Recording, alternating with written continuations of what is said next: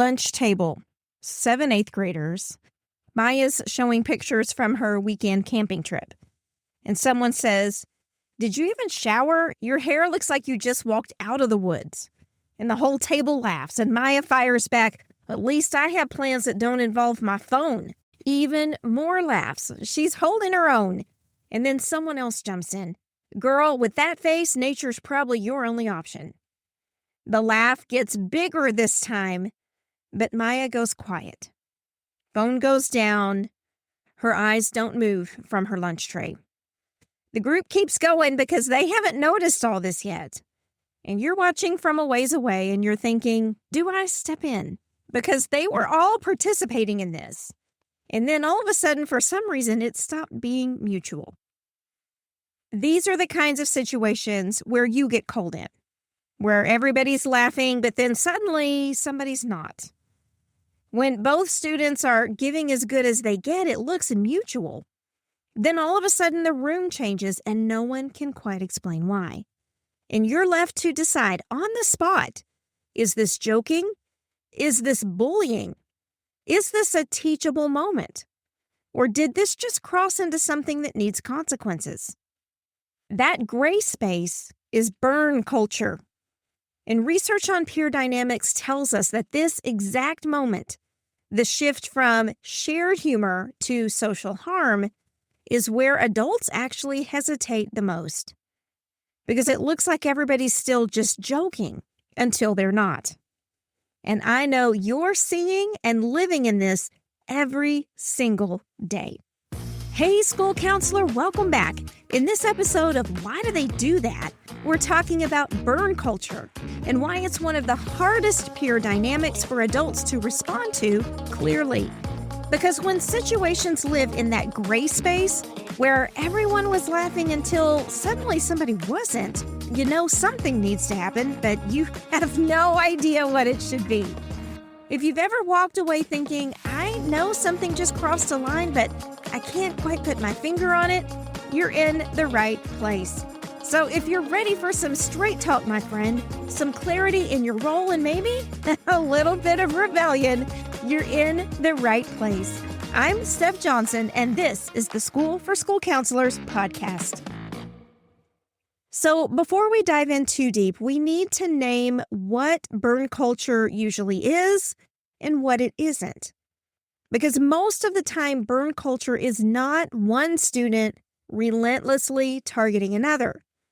When behavior is one-sided, persistent, and power-based, the research is very clear. That's bullying. You know it, and I know it. But that's not what we see a lot of the time. 9 times out of 10, burn sessions are intense teasing that gets out of hand. Relational aggression research has been pointing this out for years, that a lot of adolescent peer harm doesn't start with a clear aggressor and a clear target. It starts as reciprocal interaction that's reinforced by the group.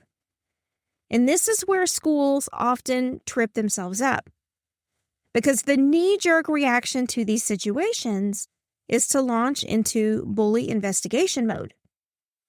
You've probably been pulled into some of this in your school counseling career, right? Where we want to start looking for power imbalances. We start asking, who's the aggressor? Who's the target? But when the behavior is mutual and the roles inside of it are pretty fluid, those questions don't fit. And trying to force them actually makes it harder to respond with a clear solution. So here's what we usually see. Students are trading insults, they're laughing, and they're performing for their peer group. Peer group research consistently shows that audience reinforcement, especially laughter, is one of the strongest drivers of repeated behavior in adolescence. So, in a lot of ways, burn culture is mutual until it isn't. And our job when this happens is not to pretend that it was never mutual.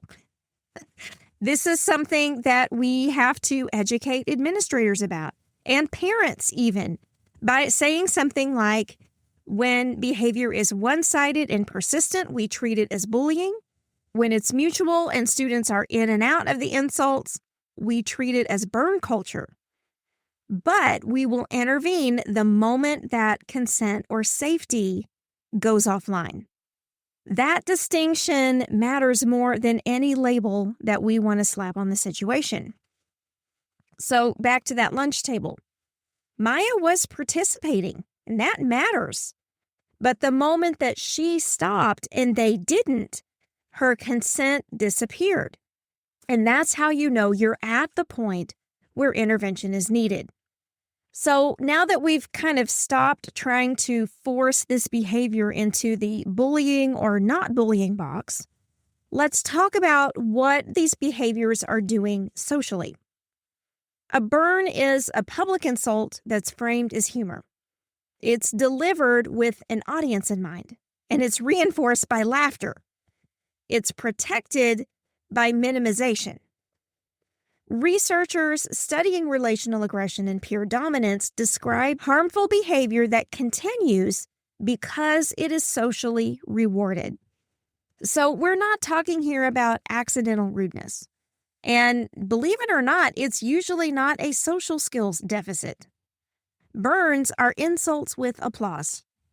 Students are tracking reactions, they're watching to see who laughs, and they're calibrating their own status in real time. That's why this behavior often suddenly disappears when they realize the adults are nearby. Because when we're the audience, it doesn't matter. But it explodes when their peers are watching. Developmentally, this makes a lot of sense. Neuroscience research on adolescents, especially work by researchers like Eveline Crone and Ron Dahl, show that this is a time of intense social affective engagement. In real words, what that means is peer approval is carrying way more weight than adult approval. Social reward systems are very highly sensitive. Status is negotiated publicly. And real-time perspective taking, especially knowing the point when they need to stop, is still developing. Remember Maya's table? Every student there was tracking reactions in real time. And that's this neuroscience playing out. It isn't about kids lacking empathy. Developmental research shows they can understand impact, but applying that understanding in the heat of peer interaction is still emerging. It's selective empathy in service of peer payoff. So when you see a student that makes a really cutting comment and then they immediately look around to see who's laughing, it's social calculation. They're not asking, did I hurt their feelings? They're asking, did it land? They know it hurts, but they just decide that the laugh is worth it. And the part that adults often miss is that the social game is already shifted, but the group hasn't recalibrated yet. And that's when adults need to step in. Burn culture thrives in adult hesitation. And if you hesitated stepping in at Maya's table, you would be 100% normal. Because everybody is worried about getting it wrong in the moment. School counselors don't want to overreact. Teachers don't want to be the joke police. And parents want answers faster than we can investigate. Research on peer aggression is very consistent here. It's not the severity of the adult response that predicts whether or not this behavior persists. It's inconsistency, not intensity, not severity, but inconsistency. Burn culture thrives in adult hesitation. Now, not every burn is the same. Some are really clumsy. I bet you've seen them. They're one-to-one burns with no audience payoff. Maybe they're delivered kind of awkwardly. And when you talk about the impact that jab might have had, there's some genuine confusion there because they just haven't really mastered the art of the burn. And I hate to say that, but that's how it works. Others are more calculated. They make sure there's a peer audience present. There's laughter or reinforcement for the comment. Immediate minimization. Oh man, I was just kidding. I'm just messing with you, right? So here's how knowing this changes the way you can respond. Because if it's a clumsy burn, right, awkward, no payoff, kind of confused about how it all works, that's a private conversation, right? We name the impact of the behavior and we move on. Calculated burns require more immediate intervention. So the whole game here becomes a game of function. If the humor only works when someone else loses, it's not humor, right? And that's our line of distinction to know what our next steps might need to be.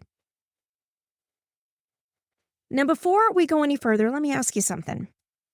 How many situations do you navigate in a week that don't necessarily feel like they fit clumsy or calculated, but you still need to make a quick decision? If the answer is too many to count, I want you to know that's exactly why I created the School for School Counselors Mastermind. With real-time consultation, real counselors, and real situations that do not fit the textbooks. You bring the case and we work through it together. So if you're tired of figuring this stuff out alone, you need to go check out schoolforschoolcounselors.com/mastermind. All right, so let's talk about then the mistake that most schools are making. Burn culture often gets mislabeled as a social skills problem. But most students that are involved already demonstrate some pretty strong social awareness, right? Gauging reactions and status on the basis of how we can launch jabs at others, that is social awareness. And you don't remediate a skill that someone is using strategically. Groups for social skills make sense when there is a genuine, pragmatic language delay or consistent misreading across settings. But they don't make sense when behavior disappears under adult supervision and reappears when it's time for peer applause. So we keep that in mind, because how many times have you had students refer to you because they're engaging in this burn culture and everyone looks to you like you're just supposed to fix it, right? Here's your validation. Social skills groups do not make sense in this context. And so if you start maneuvering your way out of that, you are 1,000% correct. You can have conversations with students. You can guide them. You can work to help bring around their awareness and the capacity of their empathy. But there is a point at which there is no more that can be done on the school counseling side of things. So what happens when we've tried to correct the behavior and it keeps happening? That's where school counseling support reaches its limit and the manner of your involvement shifts. This is where you need to know. Burns are not accidents. And when they continue after correction, they're not a counseling issue anymore. They're a conduct issue. And you are well within your role to bring that to everyone's awareness. Behavior research is very clear here. Once expectations are understood and the behavior persists, the response needs to shift from teaching to accountability. Referring a student for discipline is not a failure of school counseling, and we need to be okay with that. We need to be okay with understanding that if we have attempted to reinforce expectations, to develop a student's capacity for empathy, and they persist in this burn culture, that is not your fault. That is their choice. Let's go back to Maya. You pull the student aside who made the face comment. You explain impact, and they apologize. But 2 days later, it happens again. A different student target, but the same performance. That's when this situation stops being a counseling conversation and becomes a conduct issue. And here's what that looks like. You don't pull them for another heart-to-heart.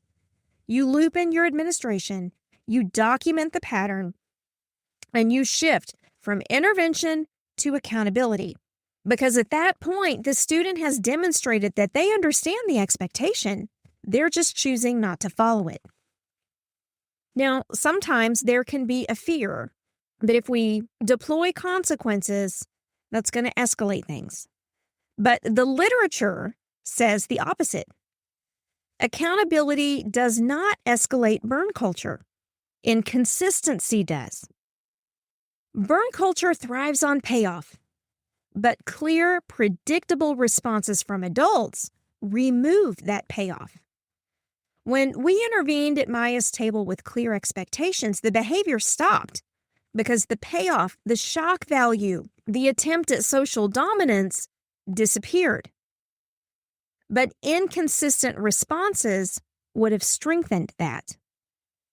So then let's talk about what actually works. As school counselors, what do we want to do to intervene specifically in these situations? Give me step 1, step 2, step 3 stuff, because I'm not seeing it, right?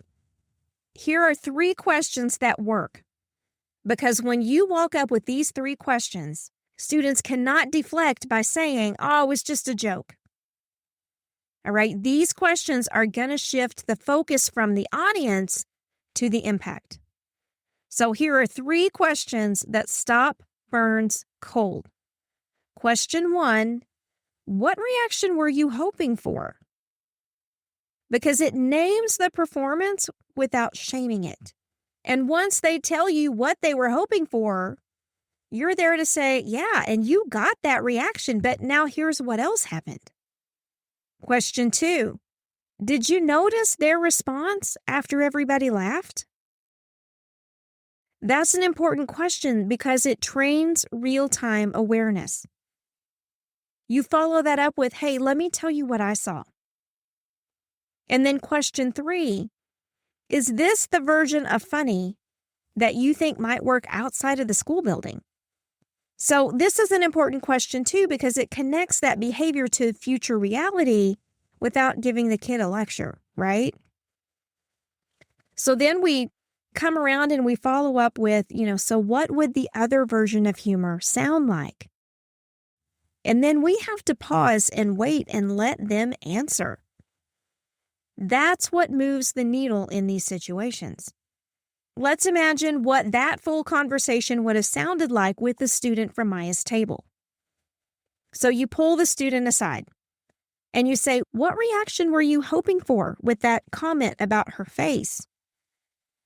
And they say, oh, I was just joking. Everybody was laughing. And you say, well, you got the laugh, but did you notice Maya's response after that? Then pause. Let them think. Then maybe you follow with, here's what I saw. She got quiet. Her phone went down and she checked out. Everybody thought your joke was funny, but something else was happening there too. So here's my question. Is this the version of funny that's going to work outside of this cafeteria? Because I'm thinking about where are you going to work in the future? What kind of friendships are you going to have? Is this the kind of humor that's going to help you with those things? Now, they're going to know that it's not. So then you talk about, well, what would another kind of humor sound like? Like, how do you get a laugh without somebody having to be the loser? And you talk about it.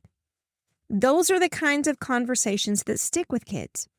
So instead of defaulting to lectures, we focus on norm setting, right? That got laughs, but it changed a lot of other stuff. We are focusing on audience awareness, and we're focusing on in-context replacement. How can you be humorous without humiliating someone, right? If we can be honest in private with students and not deliver this as a public commentary, we have a greater likelihood of success. And then, if we're not successful and the behavior continues, that's when we start looking at discipline. Now, in all of this, in watching these burns, listening to the insults, kids getting their feelings hurt, trying to intervene, all of these things going on, in addition to all of the people on your campus going, you need to make them stop. This kid is constantly doing this. I don't know what else to do. We also have an extra element of involved, and that is parents who show up convinced that this is bullying. And I don't mean to laugh, but I chuckle because I know that you have been in this situation. A lot of times, parents are getting either part of the story, they're not understanding that it was mutual for a little bit, or they just cannot bear the thought of someone insulting their precious, perfect child, right? And so they show up and say, my child is being bullied at school. What are you going to do about it? When that happens, we always need to start with impact, right? I hear this sounds really upsetting for your student. But then we have to add some clarity to the situation. We got to just call it out and say, so when we talk about bullying, we're talking about patterns of behavior and we're talking about imbalances of power. This situation started as mutual jokes, and then school staff intervened when it crossed a line, right? So we have to lay that out for parents because often they don't have all that information. And what usually happens next is the parent says something like, but it hurt my kids' feelings. They didn't want to be part of this by the time it got to the end, and nobody was stopping. And you say, man, I know, you're absolutely right. And that's exactly when we stepped in. When the insults stopped being mutual and started being more cutting, that's when we take action. And then if the parent is still pushing for bullying consequences, then we talk about, hey, here's what we're watching for. Is this one-sided and persistent aggression, or was it mutual burns that crossed a line? Right now, this situation is in the second category. But if it switches to the first, we're going to escalate our response, and we'll do it fast. So be concrete, right? Avoid overpromising. Well, I can assure you they're never going to do that to your child again. Good luck with that. That is a recipe for disaster. But escalate the situation with students based on the evidence, not on fear, right? Not on fear of the parent reporting bullying concerns, not on the fear of what everybody thinks about how you're handling the situation. Lean into the evidence. Is it one-sided and persistent, or was it mutual jabs that just eventually crossed a line? I'll leave you with this. Burn culture is actually preparation. Now, not for adulthood, right? Because adults who burn get fired, right? Not promoted. And not for healthy relationships, because friends who burn lose friends. But it's preparation for these kids for right now. It is preparation for navigating a social system that rewards a quick wit and punishes vulnerability. Your students are not confused about the impact of their burns. They're choosing short-term social gain over long-term relational cost. Most of them just haven't been taught that math stops working after graduation. So here's the way I want you to shift your thinking about all of this. Believe it or not, your job is not to eliminate burn culture on your campus. Your job is to teach students when wit is becoming weaponized and why that version doesn't survive very long in life. That's reality training. Because the students who can learn to be funny without making somebody else lose are the ones that other people actually want to be around. And that's not just in their school years, right? That's going on forever. You'll know when you're getting this message right because students will start self-correcting mid-burn. They'll be in the middle of the delivery and they'll stop themselves. And when you pull somebody aside to talk to them about a situation like this, they'll say, I know, before you even start. So it's not just an appearance of compliance. Often that is signaling internalization, and that is important because that is what lasts. Hey, if you want some support navigating these situations in a way that feels clear, that feels doable, and like the next best steps, then you need some real-time consultation, and you need to be in the middle of a community that gets what you're talking about. So don't forget to go look up the mastermind, schoolforschoolcounselors.com/mastermind. I promise you it is a game changer for school counselors. That's where I'm going to be. That's where I hang out each and every week. And so if you'd like to run your own campus situations by me, that's where you can find me.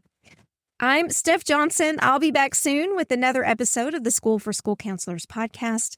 In the meantime, I hope you have the best week. Take care.